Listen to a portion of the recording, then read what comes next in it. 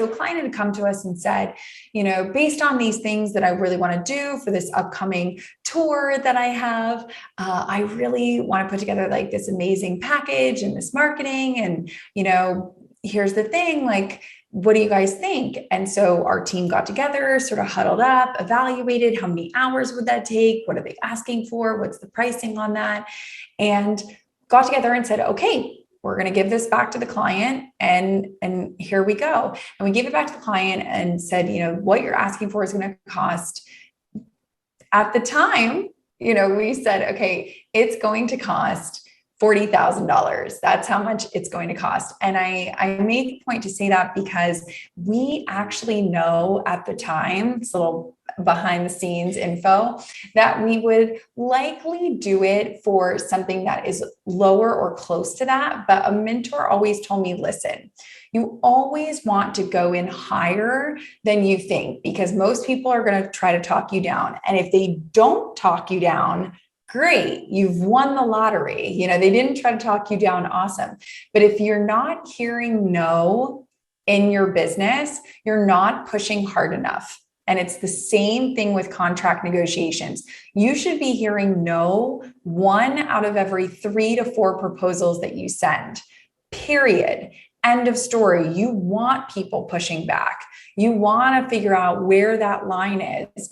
Obviously, you don't want to throw out some crazy number that you can't deliver on. Of course, I would never tell anybody that. Always deliver on the proposals that you put in front of people, but really value your time, your expertise, because sometimes that can be difficult. I've been in business for 10 years. How do you value 10 years worth of knowledge? What is that? $5? Is that $50,000? Is that $10? Like, you kind of have to slowly start to figure out, and that's why your price kind of constantly has to change what that actually looks like. And you want people pushing back on you. And so for us, this client came back and honestly, they were super disappointed. They were so sad. They were like, I want to work with you so badly. Like, I'm loving what you're doing. Like, this is so cool. This is so great.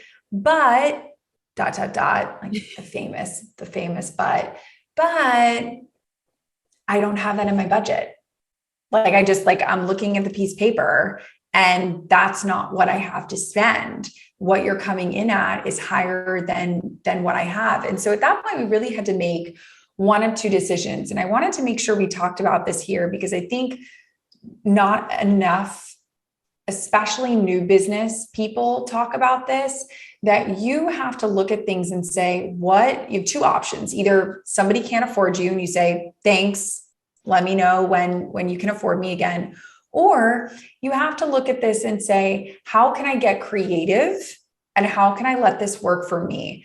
And one of those ways, which we're not going to talk about here because we're going to talk about money and negotiations, but I did want to bring it up is, and it's something that I've done plenty of times over the years in the business, is this going to look good in my portfolio?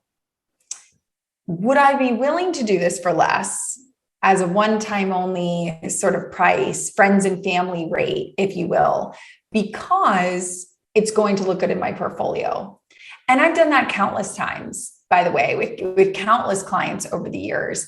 And they know it. I say, listen, I'm going to give you a special rate this one time, but because you're Justin Bieber, because you're Selena Gomez or whoever it is, but just know when we work together again, Selena, or when we work together again, Justin, I can't give you this rate, but it's valuable for me to have those calling cards in my back pocket. So again, not the case study we're talking about here, but I did want to point that out, is if there is somebody that you think, man, this would be so good. In fact, actually right now, after we've been in business, 10 years and 4 months, I have a client that I'm working with right now below our going rate because I will know it will be a great case study.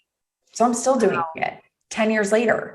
I want to say that is such great insight to add, because I think that it's something that only a wise entrepreneur would know, unless like the lucky listeners today are hearing it from you, right? But most of the time it takes many years to really realize, oh, wow, this is how I can future leverage a decision I'm making today, right? Like, yes, the money in the bank is not going to reflect what I think I should be charging this client today. But to your point, if it's someone with a lot of cachet, if it's someone with really great network that could send you referrals, if it's a client that you have been dying to work with your entire life, sometimes those opportunities you have to really weigh your decision and think, okay, if I'm taking, let's say, 5,000 less today, will this result though and maybe 50,000 or 500,000 down the road because I made this decision?